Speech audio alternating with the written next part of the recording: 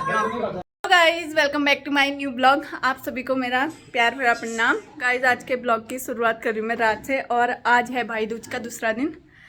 जैसे आपको पता ही है, जैसे मेरा छोटा वाला भाई घर गया था तो वो अभी आया है, और उसका आज हम लोग सर पूजेंगे। कल वो था नहीं तो आज पूज लें ऐसे। मेरा छोटा वाला भाई घर गया था तो वो आज आया है, और आज हम इसका सर पूजेंगे। फिर ये चले जाएगा देहरादून को परसों को। गाइस अभी अम्मा पूज रही है करण का सर, अब मैं पूजूंगी। और करण का देखो वहाँ हरकत है।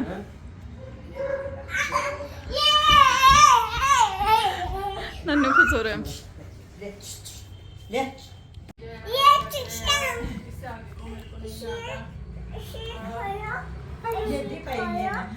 हट नानू आगे से हटो।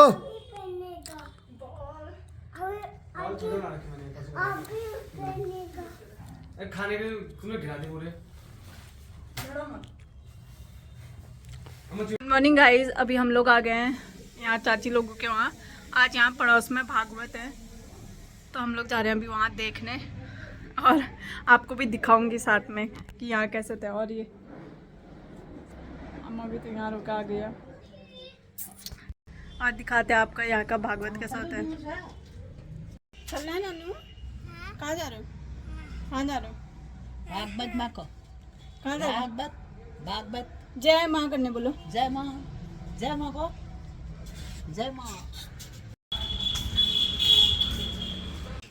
मम्मी कहाँ जा रही है? इधर लगे हैं भागवत में जा रहे हैं। भागवत में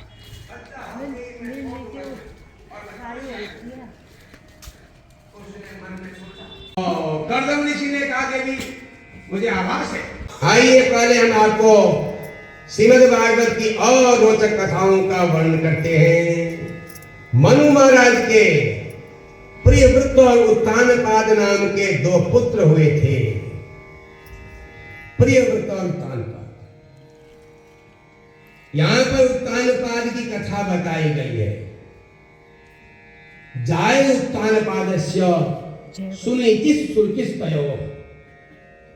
उत्तानपाद की दो पत्नियां थी, एक का नाम था सुरुचि, एक का नाम था सुनीति। सुमति कुमति सब के और रही। सुमति कुमति सबके और रही। सुमति कुमति सबके और रही। सुमति कुमति सबके उड़ रही। सुमति कुमति सबके उर रही। वेद पुराण निगम गास कहीं। सुमति कुमति सबके उड़ रही। सुमति कुमति सबके उर रही।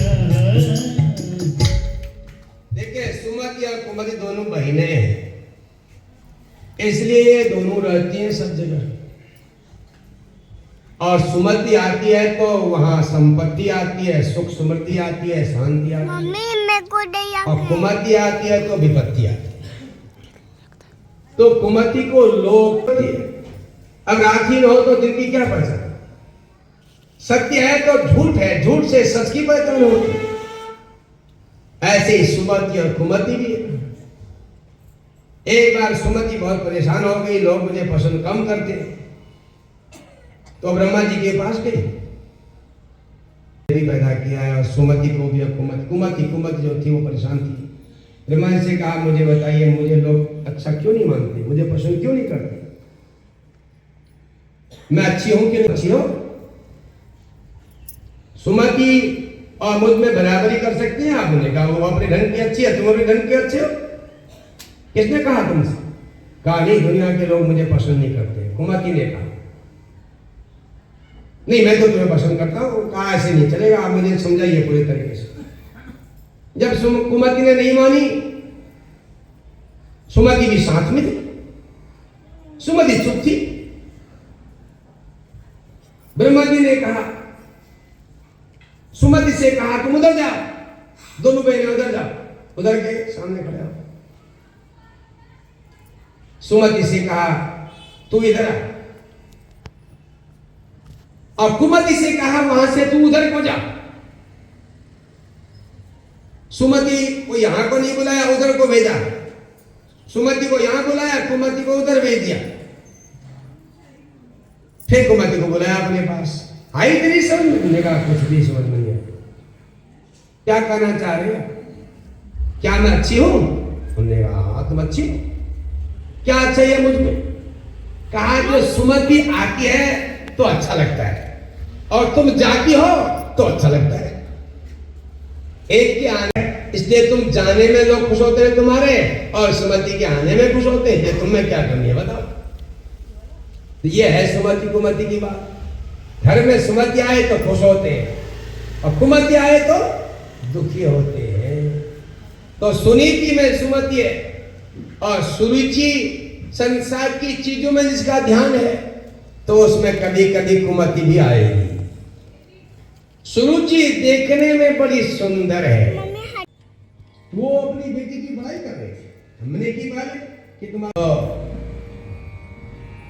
ध्रुव धीरे धीरे अपने पिताजी की गोद की तरफ बढ़ने लगा, लेकिन पिताजी ने उसकी तरफ देखना उचित न समझा। पिताजी ने मुंह इधर को कर लिया, अपने उत्तम के साथ खेलते रहे, क्योंकि सामने सुरुचि बैठी थी।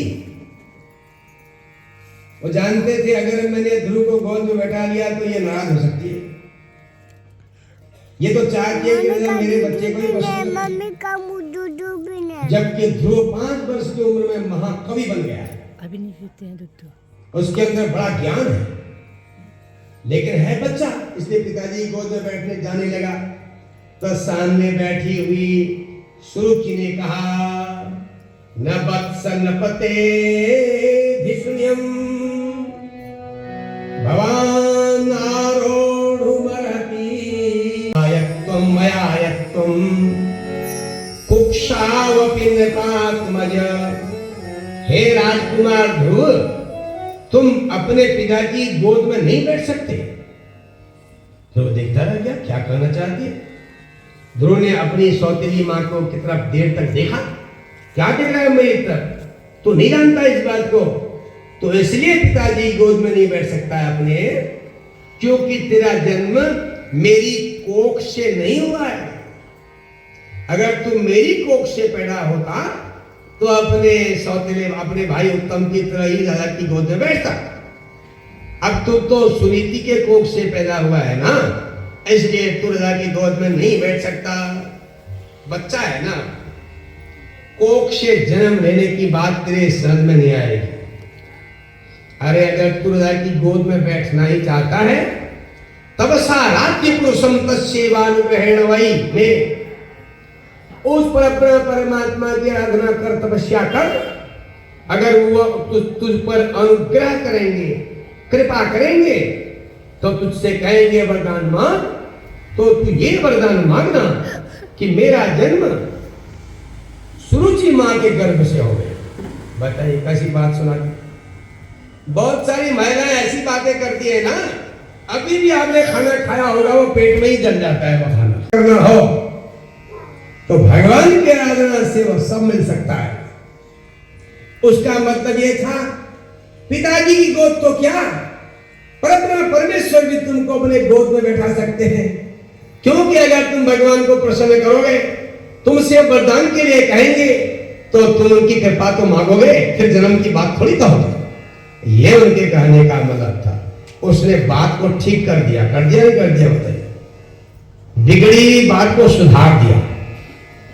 नहीं तो अभी कहती मैं संसार के माया मोह को छोड़कर केवल भगवान ही अपने हैं, ये तय करना पड़ता है। जो बालक उनका कौन बिगाड़ करे,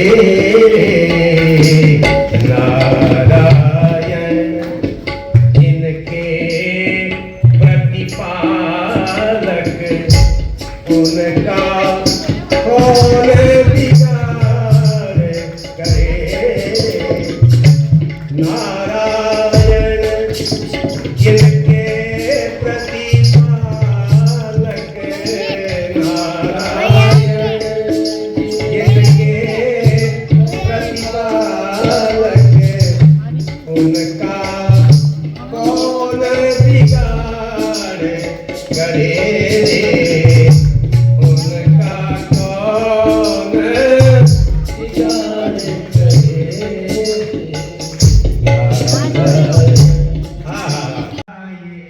गाइस आयु देखने नहीं दे रहा है, बहुत परेशान कर रहा है अपने, तो हम लोग आ गए घर।